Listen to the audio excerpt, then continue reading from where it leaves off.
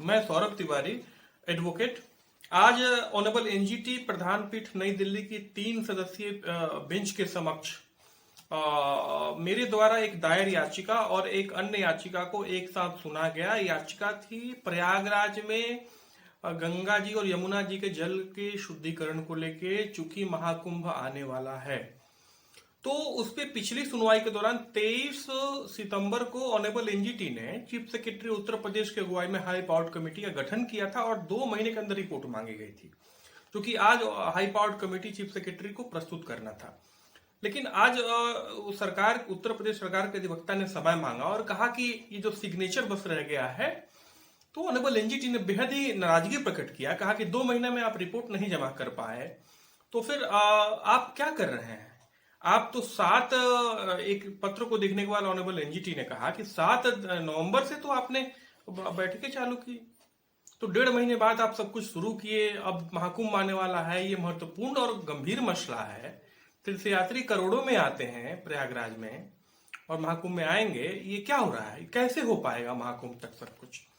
Honourable NGT का जो है वो टिप्पणी, मौखिक टिप्पणी करते हुए ऑनरेबल जस्टिस प्रकाश श्रीवास्तव साहब ने कहा कि यह गंभीर मसला है। मेला में करोड़ों लोग आते हैं, अगर सीवेज के मलजल को गंगा में गिरने से नहीं रोका गया तो लोगों का स्वास्थ्य प्रभावित होगा।